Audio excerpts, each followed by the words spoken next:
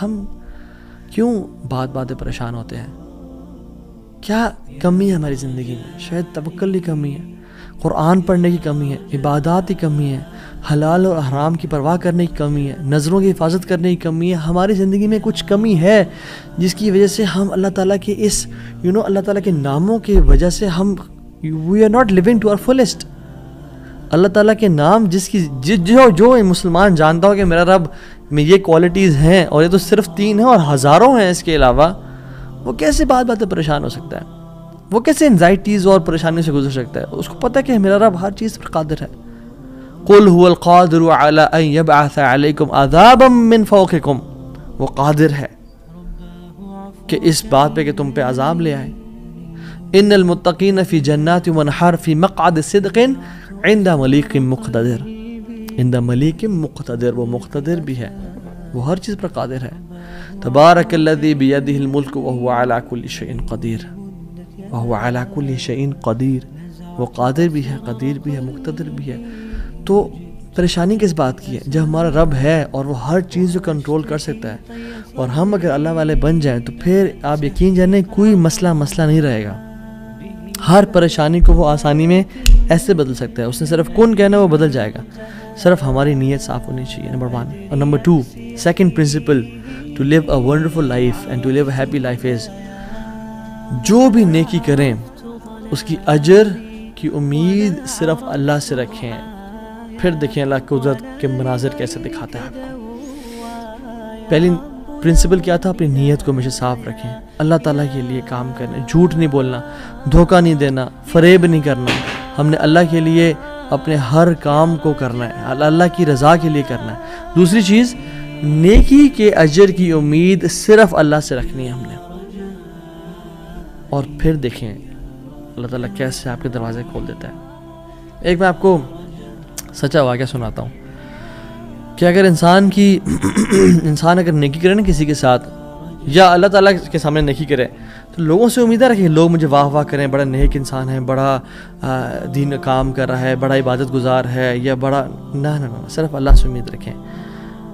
یہ 9 ہجری کی بات ہے، اور اس میں ایک کتاب لکھی گئی شذرات الذہب فی اخبار من ذہب، اور اس میں ایک شخص کا واقعہ آتا ہے، ابو بکر بن عبد الباقی کا رحمہ اللہ. نوجوان تھے بالکل. انہوں نے وہ بیت اللہ گئے، اور جب وہاں گئے تو انہوں نے اپنا سارا فریضہ سر انجام دیا.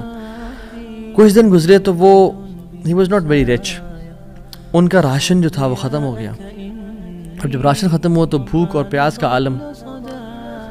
مکہ کے ایک دن گلی میں جا رہے تھے تو ان کو نا ایک پیکٹ ملا. انہوں نے اس پیکٹ کو اٹھایا، تھوڑا ہیوی تھا وہ. انہوں نے کہا چلو میں کمرے میں جاتا ہوں اور دیکھتا ہوں کیا ہے اس میں. کمرے میں گئے تو ایک ایسا ہار تھا جو کہتے ہیں میں نے آج تک نہیں دیکھا تھا. It was very unique, it was very precious. کہتے ہیں کہ میں بڑا حیران ہوں یہ کس کا ہوگا. خیر الٹیمیٹلی میں نکلا اپنے کمرے سے باہر، حرم کی طرف آ رہا تھا، تو مکہ کی گلیوں میں میں نے ایک دیکھا، ایک شیخ یعنی ایک بزرگ انسان تھا جس کے ہاتھ میں 500 دینار تھے، اور وہ اناؤنسمنٹس کر رہے تھے کہ میرے گھر والوں کا ہار گما ہے، جس شخص کو مل جائے وہ مجھے دے، میں اس کو 500 دینار دوں گا. ابو بکر رحمہ اللہ نے سوچا کہ میرے پاس تو پیسے نہیں ہیں، میرے پاس تو راشن نہیں ہے، میں تو بھوک پیاس کا عالم ہے، تو میں اس کو ہار دوں گا اور اسے پیسے لے لیتا ہوں. چلو دیکھتے ہیں. ان بزرگ کا ہاتھ پکڑا اور کہا میرے کمرے میں چلیں آپ میرے ساتھ. کمرے میں گئے تو کہا آپ سے 3 سوال ہیں. آپ اس پیکٹ کی نشانی بتائیں، جس چیز سے اس پیکٹ کو باندھا گیا اس کی نشانی بتائیں، اور اس ہار کی نشانی بتائیں. صرف 3 نشانیاں بتا دیں، میں آپ کو وہ دے دوں گا. جیسے ہمیں کوئی چیز ملے تو ہم کہتے ہیں کہ آپ یہ 3، اور اگر کوئی انسان کھوٹا ہوتا ہے نا تو وہ کہتا ہے مجھے 50 نشانیاں بتائیں یا مجھے 60 نشانیاں بتائیں، اور کوشش کرتے ہیں ایک نہ ایک تو غلط بتا ہی دے گا تو ہار میرا ہو جائے گا. لیکن ہی وہ سنسیئر. انہوں نے کہا 3 نشانیاں. پیکٹ کیسا ہے، اس کو کس چیز سے باندھا گیا، اور اس کا ہار کیسا ہے. تو انہوں نے کہا پیکٹ ریشم کا ہے. انہوں نے کہا بالکل ٹھیک ہے آپ نے. انہوں نے کہا کہ جو پیکٹ جس چیز سے پیکٹ کو باندھا گیا ہے وہ بھی ریشم کا دھاگا ہے. انہوں نے کہا بالکل ٹھیک ہے آپ نے.